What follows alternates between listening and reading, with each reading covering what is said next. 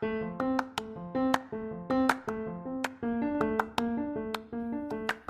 everyone, and welcome back to the Future is Bilingual podcast. I hope you're all doing well today. This episode is part 2 of my interview with Guillaume, who is a polyglot and language teacher from Belgium. In part 1, you heard him speak in French and Flemish, which are 2 of Belgium's official languages.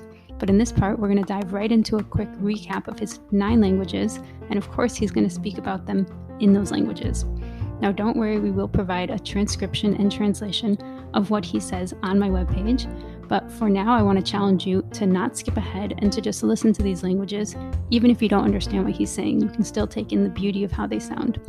And I also want to give you an added challenge to try and use some knowledge you have of other languages to help you understand what he's saying in a language that maybe you haven't studied yet.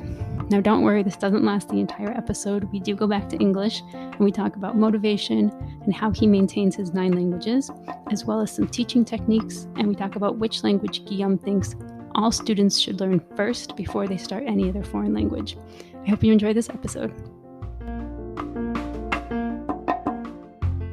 Remind us quickly, what are the 9 and in what order? Yeah, so français comme langue maternelle, bien sûr. Yeah. English as like my love language. Then I have Dutch. Dus ik heb al een paar zinnen in het Nederlands gezegd.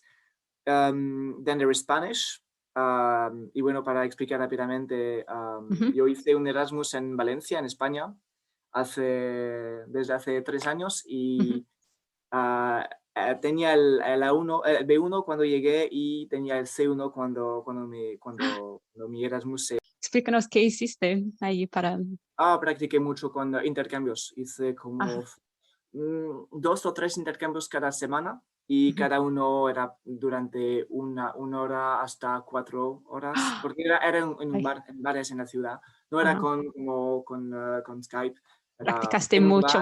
Practicando con gente que no conocía, en inglés, en español, un poquito de francés. Y porque había un bar cerca de donde vivía. Y entonces, cada vez que había un intercambio, lo iba. Y después, bueno, también viajes con grupos de Erasmus, con mucha gente hispanohablante que venía de América Latina y que hablaba solamente español, así que para mí era genial. Y un poquito de Netflix y de libros, pero era más hablando con la gente. ¿Cuánto tiempo estabas ahí? 8 y medio. Okay. 8 meses? 8 meses y medio. Ok. ¿2 semestres o 1? 2. Entonces era para todo el año. Yo tenía una beca para enseñar francés como mesas de conversación en la universidad. Y así que tenía un trabajo bastante calmo porque no tenía tanto trabajo, 12 horas que tenía que enseñar cada semana. Y así que podía hacer intercambios después del trabajo y por la noche lo practiqué muchísimo. Y por eso que llegué al C1 y tenía mucha motivación porque amo esa lengua. Y mejoré también mi español escrito con con mi coach de donde estaba, que era profesor también de catalán y de español. Y ahí que empecé a aprender el valenciano. Sí. Es una variación del catalán que es visto como una lengua oficial. No sé nada de eso. Y bueno, es casi lo mismo que el catalán. Y entonces empecé ahí a practicar, pero no lo podía hablar. Y ahora, desde hace unos meses, he estado practicando la lengua y con esa amiga Carmen de Barcelona. Y ahora llegué al B1 en catalán. Ay, qué bueno. Enhorabuena. Me gusta mucho, pero entonces en Valencia no lo podía mejorar bastante porque yo quería mejorar el español primero. Sí, tenías otra meta. Pero ya hablas muy bien español. Después volví al catalán. So Spanish the fourth language. Depois eu também aprendi português que eu gosto muito. Amo muito essa língua. Aprendi muito ano passado fazendo um intercâmbio com uma amiga de Fortaleza do Brasil. É uma língua que eu pratiquei muito por muitos meses. Agora não tanto, mas sempre é uma língua do meu coração. É uma língua muito importante para mim. So, fifth language, Portuguese. So beautiful.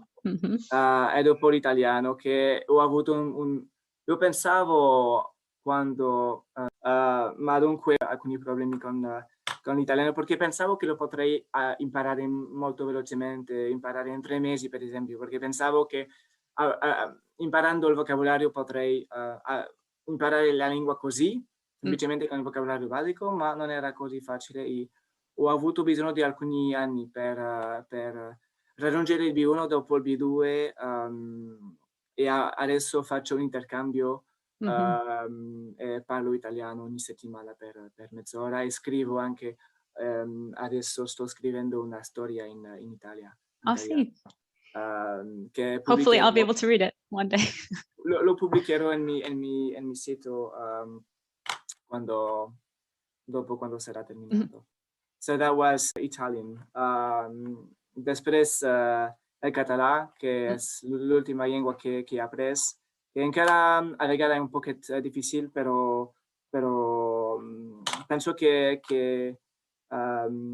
arribaré a un nivell un poquet millor després d'alguns mesos. És una llengua que amo també, però que encara és a vegades è un poquet difficile. So that was Catalan, which is still sometimes a bit difficult to use. Yeah, you should check my friend Marissa, who is also a guest. She has Catalan resources on her webpage, Relearn a Language. So it's also, she loves Catalan and she talked a lot about it. It's a beautiful language. Yeah, they do have easy Catalan. I saw the videos. Yeah, it's extremely useful. It's extremely useful because of the subtitles, and they have a very good pronunciation. I love the easy videos. So that was a nice step before going on to movies, because I watched a series on Netflix which helped me a lot, but that was too hard at first. Yeah. Und danach spreche ich auch ein bisschen Deutsch. Aber das ist nicht eine Sprache, die ich benutze, die ich will benutzen. Also ich kann eine Konversation haben in Deutsch, aber mein Wörtlichkeit ist sehr schlecht und ich benutze das Grammatik von Niederländisch. So German is like one of my weakest languages because I never use it, but I can still, thanks to Dutch, maintain it and have a conversation with it. Like my word order and grammar is quite good, thanks to Dutch, but my vocab is...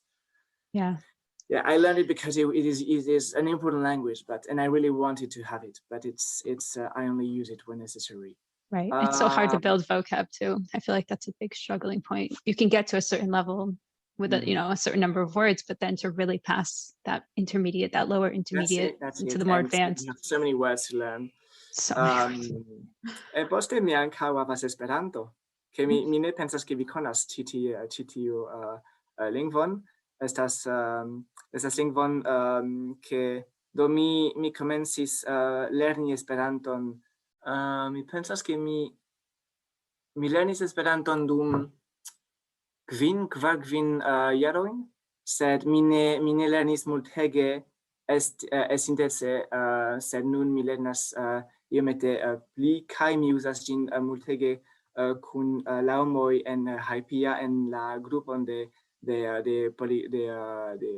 Polyglotojn, kaj mi ne uzas ĝin multege, sed mi ŝatas uzi ĝin kelkfoje kun aliajn homojn.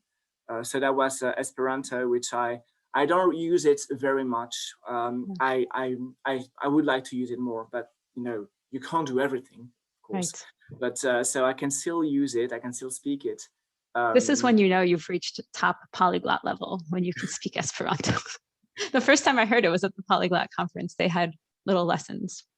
I've heard about it before that, but I never studied it. I never searched it out. But then they were like having these free classes every, a couple of days. So I went and I was like, oh, okay, it's very very logical. Like once you can learn the grammar, you're like, okay, this letter makes this letter makes a verb, this letter makes, an adjective.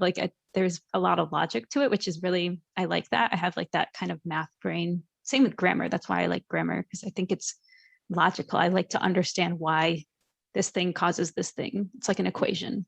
Yeah, that's it. I also see language as a bit like a math problem. Like you have rules and you apply them. So what's great with Esperanto is that you have absolutely nothing that goes outside of the rule. It just, everything is logical. Everything is the way it is supposed to be, and you never have a point like, why is this like this? No, it just you know why. Like conjugation, it's there is no more regular language than that, and there is no real regularity, and tense, you cannot make an easier system for tenses. It has been made to be easy, and you can already speak it after like less than 1 hour. Yeah. And what's interesting also is that since it is based on other languages, you can see where words come from. Like to speak, it's paroli, parole in French, same root. And parlare from Italian has the Romance root versus the Germanic root. The more you know about languages, the more you see the connections. Exactly, that's it. And you have a few words from Polish as well, because the creator is a Polish guy. Yeah. That's why I learned the word "chu" to make a question. "Chu vi a was monon," for example. That's like a question, and that comes from Polish. Yeah. Polish. So when I think I did Polish before I tried Esperanto, and I thought, that rings a bell. I saw that somewhere, and that was in Polish. Even that concept is interesting. How languages have like a word. French has the "est que," but it's kind of wordy. But like Arabic has hal. Like there's all these like languages that have this one word that you put at the beginning, and then it's like "che," and then you just put the "Czy ty mówisz po polsku?" Like, do you speak Polish? But you just have to put that word in the beginning. It's just, I feel bad for people learning English because the "do you speak," and then it changes. It's a nightmare. And then it's tough. Does he? You have to change it. And my kids, they're native Polish speakers, and their English is their second language, and they're always messing up those kind of constructions. Like they say things literally how it would be in Polish. So like, he there is, and I'm like, oh no, he is there. So it's funny, they're always translating word for word. It's cute. Right now it's cute. I struggled to learn how to make questions in English, but you just have to, with input, you just make them automatically. But at first I was like, where is the rule? How does it work? Yeah, and now when I have to teach it, I have a very good explanation as to how to teach it. So usually people get it, but you have a certain rule you have to follow, especially when you want to make a question with a past simple, like did you go, you have to think about using periphrastic do, putting it in a past simple. It's tricky. So the rules are easy to explain because you need to have an auxiliary, either it is there, can, do, have, and so on. Whatever, either you don't, and you have to add this do, but it's difficult to talk like fluently if you think about the rule. It has to just come naturally. Yeah, we can't overthink too much. I think that's something a lot of us struggle with, is we overthink. And still in other languages it's easy, like in French you just switch the two, like verb and subject, and you get a question. Like tu parles tu. Yeah, that's it. It's well, French speakers don't do that often. It's more formal. They say est-ce que tu parles? They say est-ce que, but it's the same one word that you put at the front, just like tu, be it in Esperanto or in Polish. So you don't have to think about do, does, did, and that kind of things. Yeah, I never really thought about it too much. I mean, teaching ESL a little bit, and then now with my kids, I'm like, oh God, like, don't use the S, don't, it's go, it's not goes. It's just kind of correcting them as they're learning. It's funny. And you remember what I said about that teacher who didn't really like me and liked to make fun of me. Well, when I improved my level, she began to get the liking to like how I like the student I was. And we ended up being friends. And so she helped me when I was at university with correcting things for me and so on. And in the end, so after I decided to be a teacher, and because I wanted to help people who are struggling as much as I did, and to show them, you think you can't learn a language? Look at my past. I was a Polynot. It took me 15 years to learn Dutch. Look at me now. So I show them, if you think you can't, well, nobody was worse than me. It took me 15 years, and you still did it. But you know what was crazy? When I was about 18, I was on the seaside with a friend, and I wanted to buy an ice cream. I could not even say, "Can I have an ice cream, please?" in Dutch. I could not even say that. After almost 15 years of contact with Dutch, I could not say that. And then I thought, there is a problem. And after I succeeded in learning English, I thought, well, I had issues with English, and I did learn it, and now I'm pretty good. Why not do the same with Dutch? And it took me more time because I lacked motivation. I liked interest in the language, but what I did was a challenge. English was a challenge. Dutch was an even bigger one because I thought I've never been able to learn it. What if I could? It was a dream to speak it. You know, it's like you think that there is something that you could never possibly get. Imagine you could get it. Imagine it's a possibility. I thought, you have learned one language. Why would Dutch be any different? It's the same language family. They're like, if my brain could absorb one, why not two? And so I did try, but it was harder because there was less material. So that's why I really struggled. But I used certain materials like Wablieft, which is like a magazine made for adults learning Dutch in Belgium. Wow. And it's with simplified articles. And I took a 1-year subscription, and I had one issue every week. So it was about 12 pages with full of pictures and stuff, so quite easy to digest. And I don't remember what I did with listening, but it took me a lot of time. I even tried watching Harry Potter in Dutch. That was something. And it took me about 2 to 3 years to get from zero or like almost zero to like full beginner to about high A2, small B1. And so at the end of my secondary school years, I had about a B1 in Dutch. That's why I saw you can learn a language and it's fun. So I was in love with English and I could speak Dutch and I even enjoyed speaking it. So in my first year at university, I got these languages stronger because when you get to university, it's harder. So I really had to like improve these 2 languages. And so at the end of that year, I thought, let's try something else. And that's when I began getting into Spanish. It took me 1 year to get to B1 by following also a class at university. And in my 3rd year of university, so I was in Erasmus, and I thought, okay, I have learned 3 languages so far. Let's continue. And then I experimented. I made plenty of mistakes. So I tried at the same time, while maintaining French, English, and Dutch, I tried, Spanish was on the side because I wanted to leave it a bit of space. So I tried at the same time Italian, German, Esperanto, Ancient Greek, and Latin. Of course, I beautifully failed. Nothing came. Well, I did learn a few things, but I could not learn these languages. I couldn't speak them. I mean, it's hard to do too much. You bit off more than you could chew. But that's what happens. Your confidence built and built and built, and then you thought, I'm going to do this. It was just too much. I've been there. I tried too much and I could not. So that's why I saw one at a time, right? And so I had my periods where I learned only German, only Italian. But in the issue after that was maintaining, because I thought, okay, I can speak that language to B1 level, like Spanish. Let's go to another one. And so I would leave Spanish on the side and think I will never lose it. And so I learned Italian. And when I got to A2 B1, I would put it on the side and try German and so on. And when you leave a language and you don't speak it or practice it for a month, 2 months, 3 months, you lose it. And I was frustrated that I could not maintain them because at a point I could speak them quite well. But then later on, I discovered that if you want to maintain, you have to practice regularly. And so at a point I had learned, I had learned to speak German, I had learned to speak Italian, and then I thought, well, I tried to analyze how comes I can't speak these languages, because Spanish, I could maintain it because of having an intensive class at university and having learned it over the course of an entire year regularly. So it helped to maintain.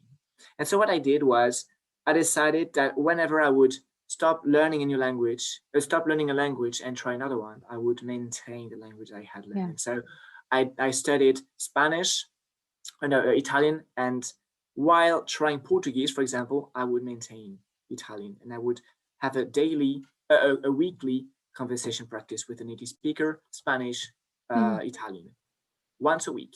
That way I would not forget it. And that's enough. And so when I kept on adding languages while maintaining the ones I had. So then when I was into Portuguese, I already had a C1 in Spanish, and I did Portuguese for months and months and months. while maintaining the others. Mm-hmm. And then when I had added German and Portuguese, so when I had managed to maintain that, then I tried new languages while maintaining these ones. And then so sometimes I would put a language on the side knowing that I could come back to it easily, like for German and Mm-hmm. Esperanto. I had already learned these languages a bit, could not speak it, but I thought that's for later. And so when I got to these two languages, which were the only ones that I could not speak yet, Mm-hmm. I went right into them while maintaining the others, because I thought there was no way that I would accept to forget one of these languages. I want to be able to speak any of them anytime.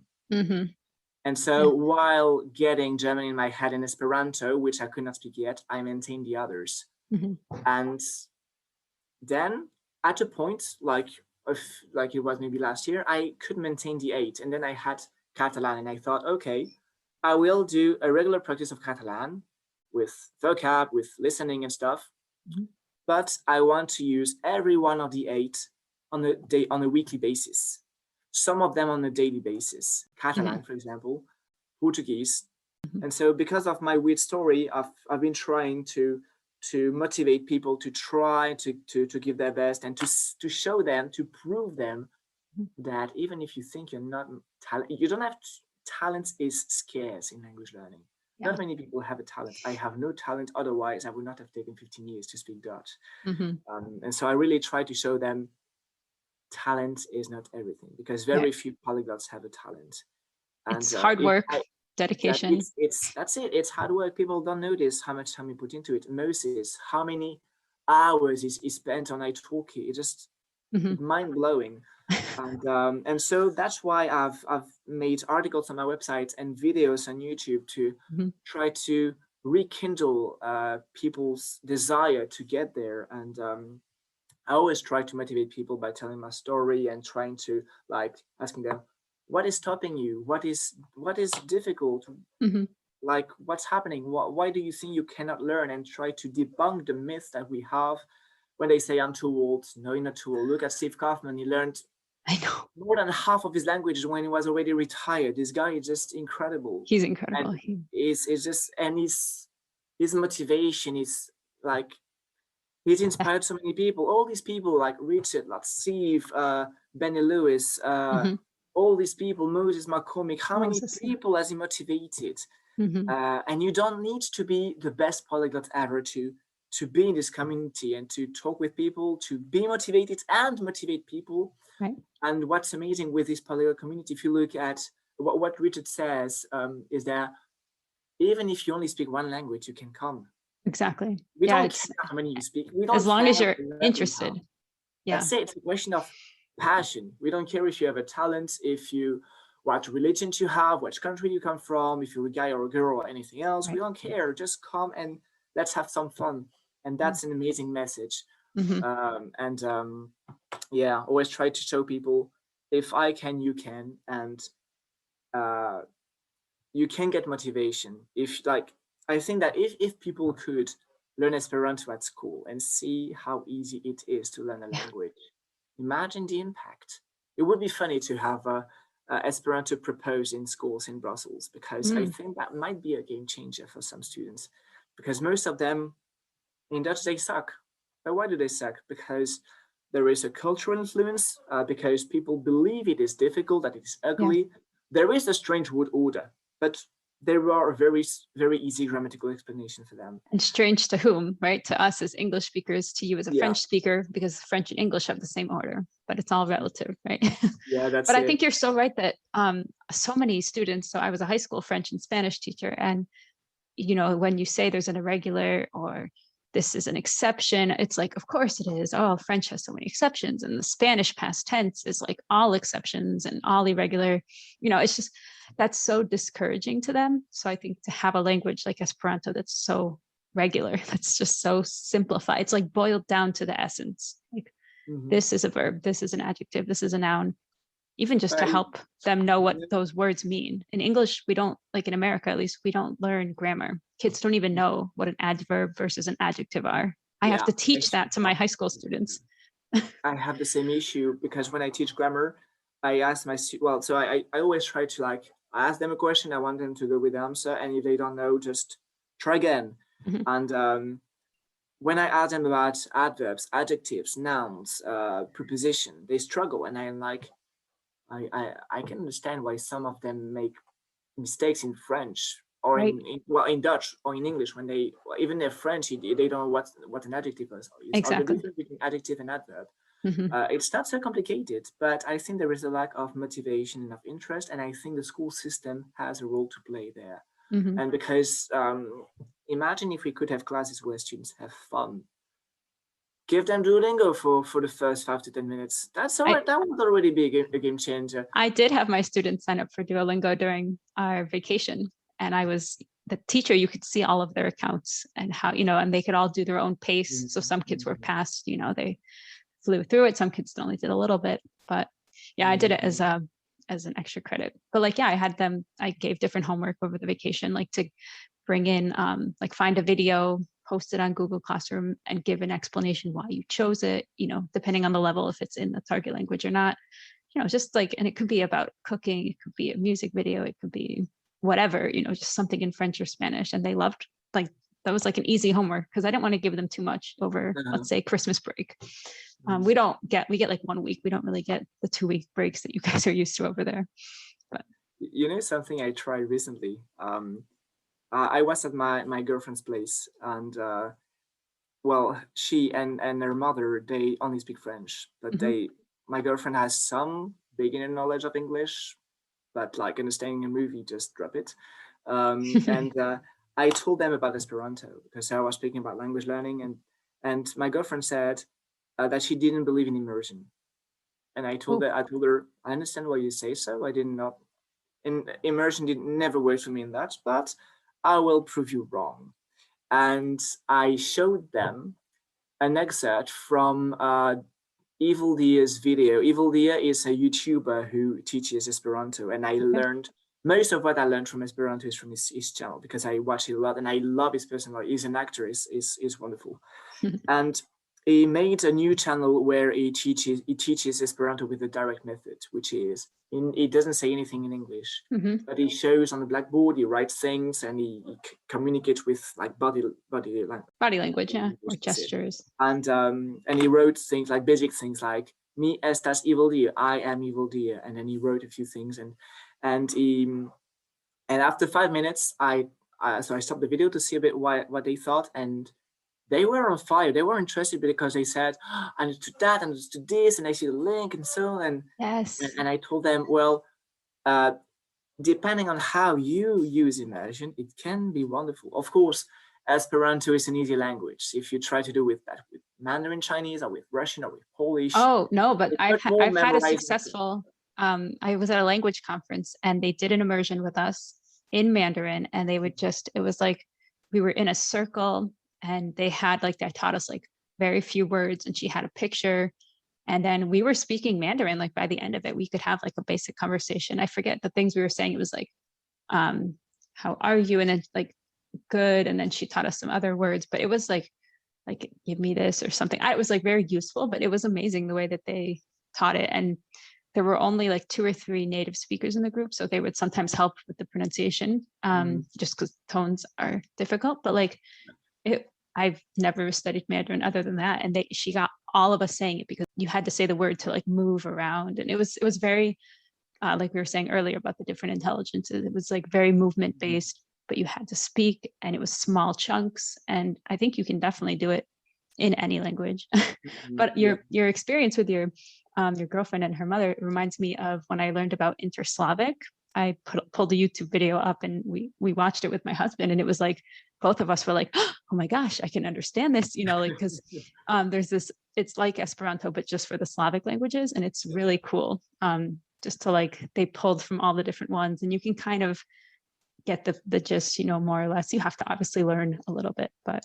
Well, when you mentioned having this kind of classes with Mandarin, I had a class in Mandarin 1 hour and a half. We were 4, and we had a teacher who used kind of a paint document, and she drew on it. So she's a teacher, so she knows how to teach that language. Yeah. And I already had a bit of a basis. So in Mandarin, I think I'm still not at A1, because I'm memorizing a lot of vocab, and my pronunciation still sucks. Listening is very hard. but I'm taking my time and I'm enjoying it. Mm-hmm. And I already had basis of vocab. And so when she was teaching, there are a few words I didn't know, but with context, you learn what they mean. And after hearing a certain word 20, 30 times, I still have in my head the way she pronounces the word because she pronounced it so many times.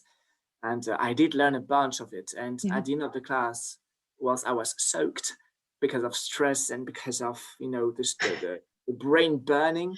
Yeah. But I thought, I've just had an immersion class of 1 hour and a half with only Mandarin, and I went through that.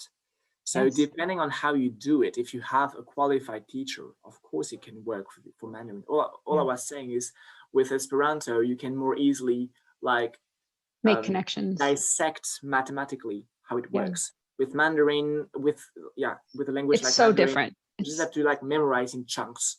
But with Esperanto, with how it was done, you can really cut things like that's present, that's past, that's future, that kind of things. Mm-hmm. Yeah, it's imagine we could even propose Esperanto in schools. Imagine a kid after 1 year gets to B1, let's say. That might fuel their interest and fuel their motivation, because imagine a kid, like my girlfriend, she said, I've done 10 years of English, I still can't speak it. Of course, the person will not be motivated, because if you've struggled for 10 years and you have gone nowhere, of course, you'll think you cannot learn it. But imagine you can do it with an easy language. You know you can, your brain is capable of doing that. You have already learned if you think about how to learn.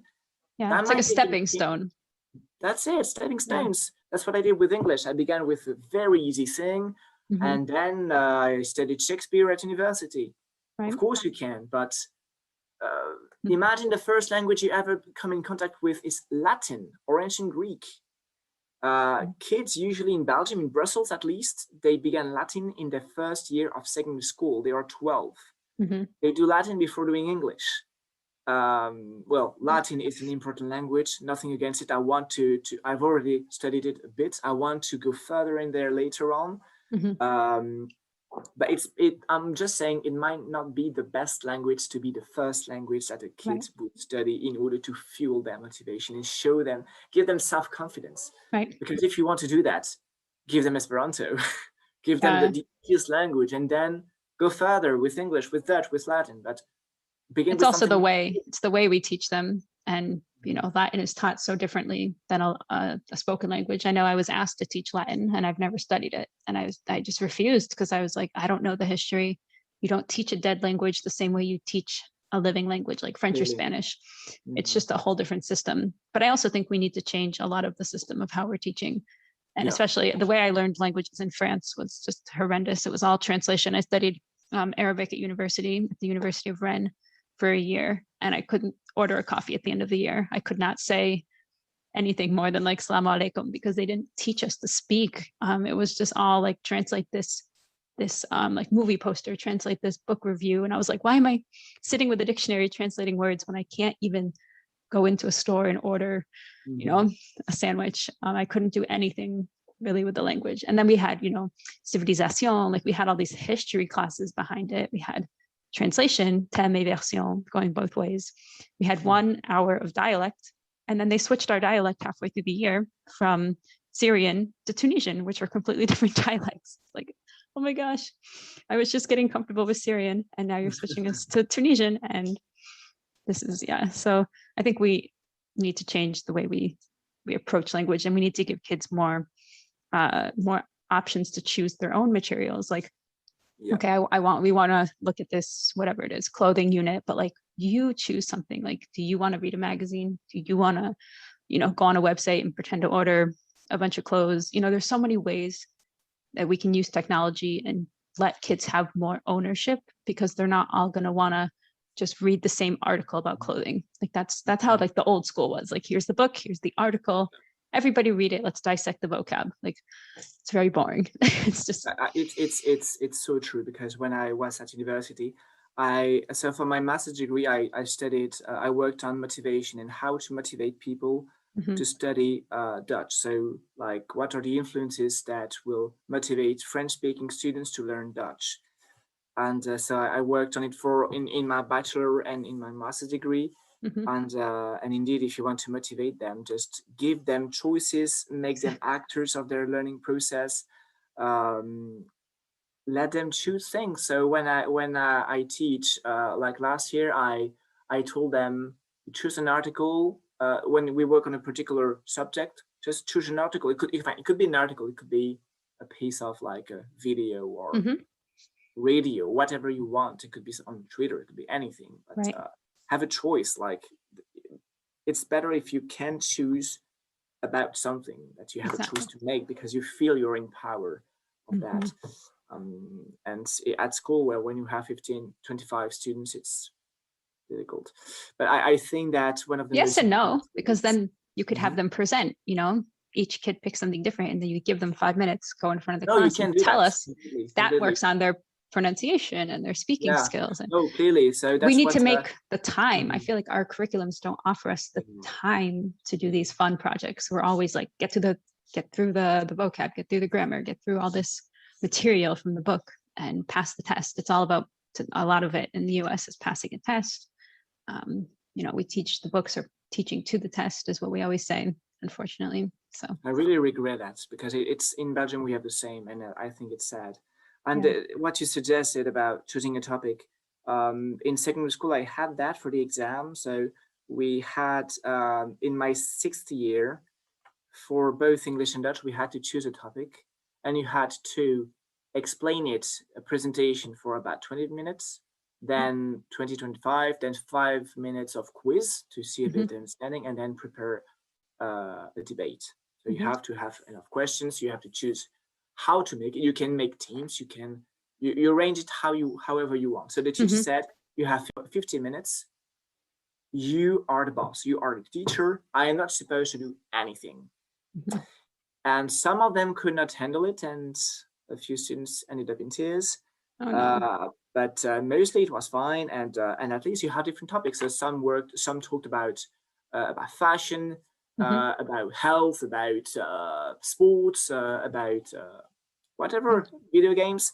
But at least you have some variety, and there are different kinds of learning and of teaching methods. So you could have a PowerPoint presentation, you can have videos, you can have musics. It could be anything, and that really does motivate people. I think we were less keeping, I guess. Now, could you have an entire year of that kind of class? Maybe not. But even by preparing the class, you learn a bunch about it.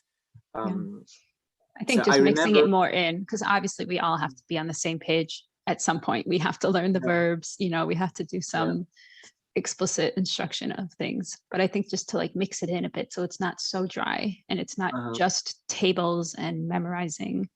And I wanted to say, I forgot to say about the immersion. I just think it speaks also to how children learn. And children, we don't learn through verb tables. We don't learn even the most complex languages. Children aren't studying and writing and conjugating things out. And I think it speaks a lot to the power of immersion, that we're naturally just learning when we're in the context. We don't have to make it so hard. I just remember being shocked when I went to study abroad in France, and I was in a translation class, and somebody made a mistake, and he was like, verb to be is, was, have been. And I was like, what are you saying? And they kept doing this with different verbs. And I was like, what are they even doing right now? Like, that had never come across I never thought about verbs that way in English, just because I picked it up naturally. And obviously I can use the different tenses correctly, but I never had to learn like is, was, have been, eat, ate, have eaten. Like I never, and they were like rattling these off with different verbs. And I was like, this is so strange. And like, everybody knew, if they said, go, went, gone, like it's just so weird. Just use games instead, or like, But one difficult aspect of teaching in that case is, well, when the teacher has the same native language as students, which is in Belgium, it's almost always the case. Let's say that I'm teaching English to French speakers, and they would answer to me in French because they don't know how to say it in English. You might naturally go back to French because it just comes to your head. A few years back, I was watching. I was in a classroom, and so there was les stages in French. We had to just observe internships. Internship. That's it. and the teacher, she could speak English without problems. And at a moment, a student answers in French and the teacher continues in English. And well, after 5 minutes, she was speaking in English. And then she was like, "Ouch, why am I speaking in French?" Because she hadn't speaking in French for 5 minutes, while she should like make an immersion and speak only English. And sometimes I notice it too. At the end of a class, I'm like, I feel like I've used so much French. And sometimes you explain the grammar and then you forget to switch back. And then I think, but I haven't really given them any like possibility of learning through my inputs, because I spoke so much French that what did they hear? How many words did they hear me use in English or in Dutch? And then I feel bad because I feel that I haven't done my job and I haven't given them the opportunity to use the target language. So every day is a new day. Yes, but sometimes it takes more than a day. Right. No, we used to aim for 90% target language. At least that's what my boss at my school, she always wanted us to be 90% in the target language. Even at the, the beginner levels, higher levels, it's obviously easier when the students are more advanced. But because this, like we said, the students will stay in the target language. It is very hard to use the target language when the students don't have the level. And that's the same with parenting. A lot of people listening to the podcast have bilingual kids, and if your kid keeps answering you back in one language, it is hard to stick to, let's say, the minority language when they keep answering you in the majority language. So it's a struggle. It's a struggle for both parents, teachers will understand that, because I think that if you've never done it, you can't. It's difficult to know how it feels. And when you teach, you hear students talking in their native language so much, and sometimes we explain grammar in French, and you just don't think about it anymore because you think about the content, and sometimes you have you have fun with the kids or with the students. So I had a class a few weeks back, and I had very few students, like maybe 4 or 5, and I was joking with them about something. So they are adults, so to me it's easier to joke with them because of their maturity and their age. And I spoke French with them for 5 to 10 minutes. Because of these jokes, and there was really a very good atmosphere. And then I thought, okay, I use French, but at least they feel good. They are enjoying the class. The activity is funny, and some things I say in English, and some things I go back in French because of the context, or sometimes I have to explain a certain word and they don't get it. And sometimes it's better to go back to the native language. And I think it's not always black and white. Sometimes it depends on the context, depends on the student. Imagine you have a student who just their head can't follow anymore, and sometimes going back to the native language can help. For sure. So I was in a language camp a few months back, the best language teaching experience of my life. And it was an immersion, 10 days, only English. Like even among us teachers, we didn't use French. And we were all French speakers, except one person who was from Lithuania. But so, of course, then we simply used English all the time because it was the rule, and we created that atmosphere. And then there was a girl who was sick, and we thought she had a COVID, and she was in the bed. She was feeling really bad, and I was with a fellow teacher, and he began speaking Dutch to her because she was a Dutch speaker. And I thought, why is he speaking Dutch? And of course, I went on to speak Dutch with them. And I think that he thought she was too tired, and he felt he had to use Dutch. And so I did it too. And I thought, well, it's not these 2 sentences that will make a difference to the learning process. So sometimes it can be beneficial, I guess, to use the native language. Yeah, and I can see that with kids too. Like, it's better to have the connection. This is for students or for your own children, the connection, the relationship. You don't want to jeopardize that just to stick to your 100% only this language rule, which is, just a rule you've created for yourself for whatever reason. We can do our best, and every day is different, and you have to kind of go with the circumstances. That reminds me, we have a program up in Middlebury, Vermont, so not too far from here. It's a language school, and they have these immersion things where you have to you sign a contract that you will only speak whatever language you're signing up for, French, Spanish, Arabic, whatever language it is. So yeah, I think that's a really well-known method that you And I think they have, I don't know what ages they have for. I think it might be high school students. I'd have to look into it. But I have lots of things I want to add to the show notes. So I'll add that to the show notes as well. It's something I've already heard about in Belgium. There is, I think it's called Nederlandse Academie. I'm not sure it's them. It might be something else. But there are some camps or some schools or associations that have the rule that if they hear someone speak even one word of their native language, they are expelled immediately. I don't know how I would feel, because in my case, it can be important to go back every now and again to the native language when your brain has given up. A few years back, I had kind of a camp for 3 weeks or 18 days rather in the Netherlands, and we were with like 150 students from about 30 different countries. And the goal was to speak only Dutch, and they had between A2 and C1 level. And of course, you have several people from each country. Like we were maybe 5 from French-speaking countries. There were people from Russia, people from China, and some people spoke their native language here and there, or English. And there was no, teachers were not tough on them, because we were all adults, so they have to, well, it's their responsibility. And about once every 5 to 6 days, I did speak French for about 1 hour with other people. And then I thought, okay, I'm not supposed to, but you already speak Dutch all day long for so long, your brain just feel that there is a language process going on. And I felt bad, and I didn't feel bad when I was using French, because I thought I'm still learning a lot. Right. And sometimes the brain needs to rest. So I think when a student uses a bit of the native language, I'm not against it. If they use only the native language, and I'm like, well, you could do better, Exactly. Yeah, it's definitely.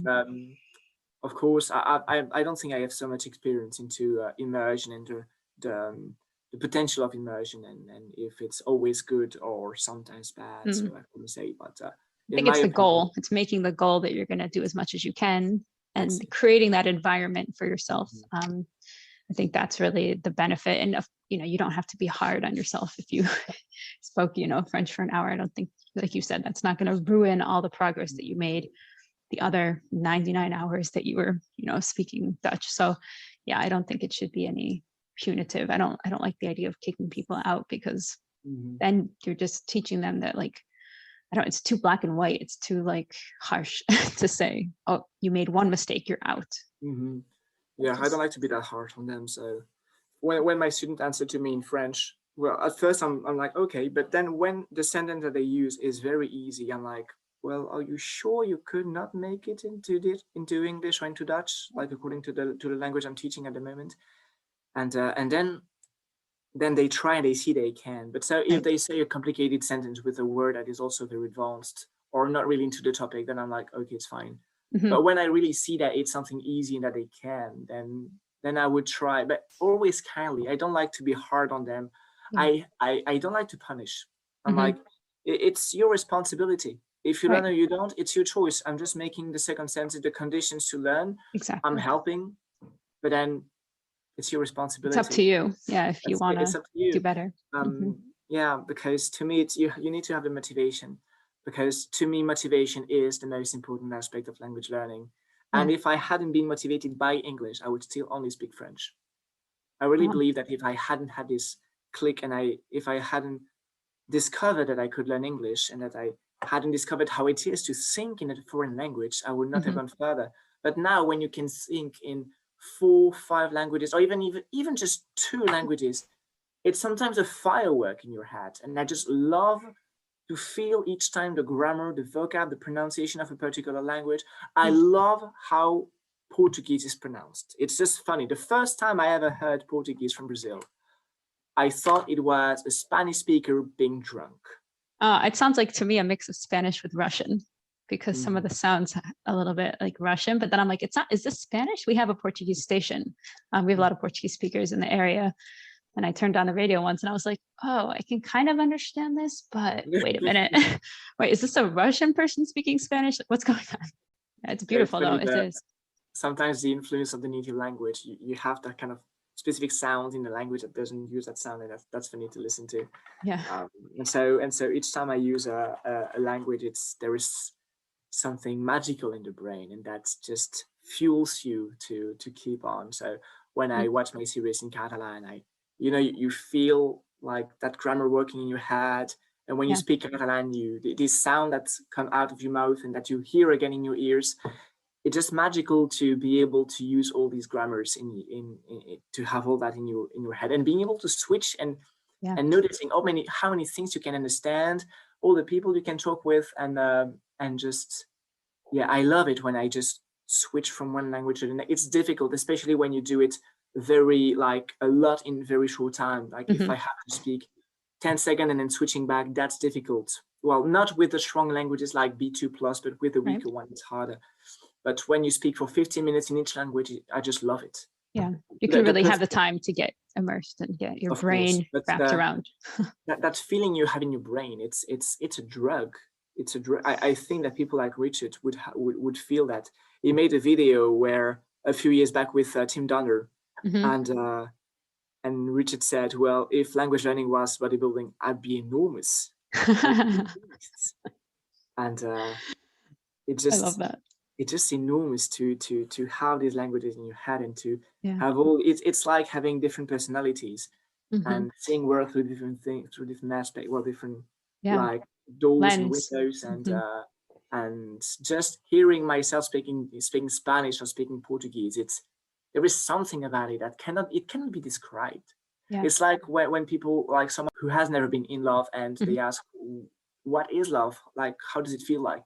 You can't explain, you can just feel it. And imagine you can feel that all the time in 9 languages, or even 2 ways, even someone who only speaks. How many languages are there? 7,000 on the planet? About 7,000.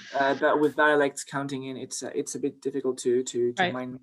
But even someone who speaks one foreign language, it's, I had already a similar feeling when I was only speaking French and English. The feeling in my brain, I loved it so much that I kept on. I thought, and what if I could have that in Spanish? And then when I got it, I thought, it's amazing. What if I had another feeling into another language?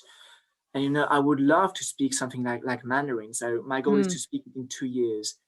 I can't imagine how it would be to feel that language, like really feel it being part of who you are. Like you feel it's part of your identity. And just to understand it all, and be able to just take in so much input. I think that's it's hard to explain. It's hard to explain, but I would so much like to share it with someone for even limited amount of time. Like I imagine you touch someone and you can let them see how it is in your brain. And I've already wanted to make a video explaining how you feel and how it is to be a polyglot, and how it is to use 2, 3, 4, 9, whatever number of languages, doesn't really matter, on a daily basis. But you cannot explain that. You can say, okay, I did that, I did this, I did that. You can make a video where you show what you do. But someone who speaks only one language, they can't imagine how it is. Yeah, because it's something you have to experience. You have to. And imagine that you have students who study Esperanto, and after 1 year they can't speak Esperanto, and there are people who never get to speak a foreign language. Imagine that everybody can, and everybody gets to have a taste of it. The difference it would make, that would be amazing. Yeah, well, it is so rewarding as a teacher when you see your students kind of progress a little bit, where they've not spoken anything and now they're speaking at the end of the year, and that's an amazing feeling to be like, oh, I helped them. And it's just you're helping them on a journey to who knows where. It's going to take them maybe just to that one language, but it's opened up a huge world to them. Like all of the things you can now consume, the radio, TV, books, there's just it's a whole nother, obviously culture, many cultures depending. And I just think, it's the best. It's a wonderful gift. I think I cannot imagine how my life would be if I only spoke French. It would not be worth living. Actually, if I could not speak English, it would not be worth living. You wouldn't know. Everybody has a language of their heart. To me, it's English. Et pour moi, le français. Yeah, I know how much you love it and how high your level is, and especially when you get to a high level, it really has such an important role in your life. So Yeah. I went beyond B2 in 5 or 6 languages, and every one of them is like a child or like a wife or whatever you want to An call it. arm, like you can't imagine now your life without this arm. As well. It's just something incredible, and with each one you have something specifics, and you have a different relationship. Totally. And it's I can't imagine like people like Richard or many other polyglots who have so many, not necessarily speaking it, but even having a basis of it. Like all those who speak more than 15 or 20. So in IPA, we have a bunch of people who speak 15 up to 20, sometimes 25. We don't have that many of 25, but plus that 15 languages, we have a bunch of them. Wow. And I look up to them. I'm like, even with 9, it's a firework in my head. Yeah, but we're still young, Guillaume. We'll get there. Yeah, well, I've been into language learning for 10, 12 years now. So now that let's say that I can express myself in 9, that I'm adding slowly Norwegian and Mandarin Chinese, I want to add some others. Like I want to be able to speak Mandarin Chinese and Russian before my death. Hopefully I can get there. And then others like Polish, Afrikaans, Danish, what else? Korean maybe, Romanian, and surely others like Latin and modern ancient Greek, Turkish. It's a goal that you pursue over the course of a lifetime or over years. And as long as you enjoy the process and you keep on going, it's rewarding, and you end up winning. And so some people who ask like, recently I had a coaching session with someone from on a global forum, and the person asked me, do you think you could fail on your objective on learning Mandarin? Like, and just imagining what would lead to failure. So how to not get there, how to not fail. And I told her, well, failing means that you give up. But if you continue advancing, you can't fail. So if let's say that I've spent 3 months on Mandarin and that I've got nowhere, I've just used a method that didn't work. I've done that for how many languages already? For example, I've tried the Gaullist method that Lydia loves, and many polyglots love this method. It's like Lydia always speaks about this method, and I know it works for a bunch of people. It hasn't yet worked for me, so I'm using other things. But I tried it. Okay, I saw that it wasn't meant for me, or I'm not using it correctly, or whatever. I tried something else that works better for me. Mnemonics. With Mandarin, I might waste 3, 6 months, 1 year trying different methods that don't work. But if I continue to try, I will in the end succeed. I failed for 15 years to learn Dutch. Now I teach it. Yeah. So if you never stop trying, you cannot possibly fail, except when you die. But you cannot fail. You cannot fail. So that's a message to tell people. Yeah. If you never stop, if you never renounce, you cannot fail. So failure is a choice in that way. Yeah. And I forget who said the quote that a language is the only thing worth knowing, even poorly. It's very true. Even knowing a little bit can get you, Before we end, could you teach us maybe a word or phrase in, I don't know, pick some languages. I would love to hear some Dutch. I have 2 words in Dutch if you want. There is one that I will remember my whole life because I learned it in my 5th year. I was 18. And that's a kind of word that you never see in real life. I've seen it once in a movie on, I don't know which Dutch channel. So that was a movie in English with Dutch subtitles, and I saw it on the subtitles. It is benedendek, or benedendeks. I'm not sure there is an S at the end. Benedendek. That means, I only learned the translation into French, sur le pont inférieur d'un bateau. How would you say it in English? Le pont? Le pont inférieur d'un bateau. Because beneden means below, and deck is like le pont. Maybe below deck? Yeah. I don't know what it's called when you go under the deck, but in English, it's also the deck. The word that I've never used in my whole life. I've seen it in a movie once, and as I've been using Dutch for 12 years. And so I had to learn it on a word list in my Dutch class. And there were other words that I had to learn. And I thought, okay, you need maybe to understand them to read the text, but come on, why learn it? So yeah, you always have words in certain class that you don't need. And I always tell my students, if it's a word that is useful, learn it. If it's not useful, don't. I will not test you on something you will not need. Yeah. I always use important words because I think that's important to just focus on that kind of methodology. The other word is like what I believe is seen as the longest word in the Dutch language. Okay. And it is soldaten, tenten, tentoonstelling. Okay, what does it mean? You could make it longer if you make it in the diminutive and plural, which would be soldaten, tenten, tentoonstellingetjes. Oh, it's so cute. That's and that means again, that's something like in Belgium you learn it in Dutch and you learn the translation to French. Une exposition de tentes de soldats, so an exposition of soldiers' tents. Oh, I have no idea.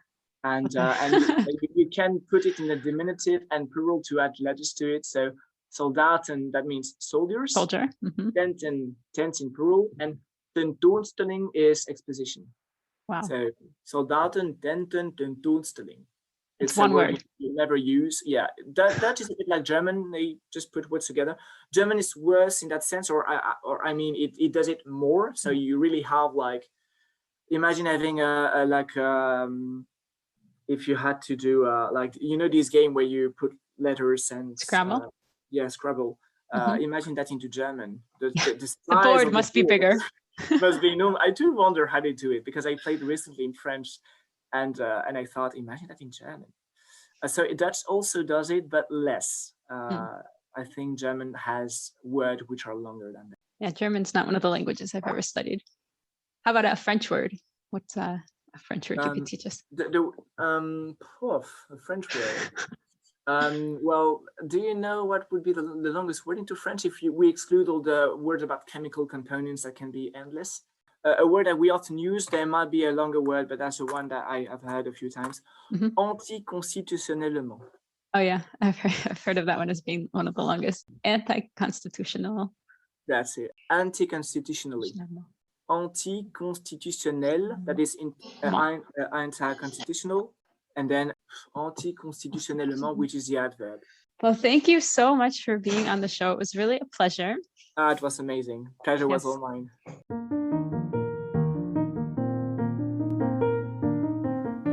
Thank you guys so much for being here and for listening to both parts of my interview with Guillaume. He was such a fantastic guest, and this was really the first interview that I ever did that was in multiple languages, where we spoke multiple languages for more than just the 1 or 2 sentences that the guest would teach us at the end. And I would love to know what you guys think of that format.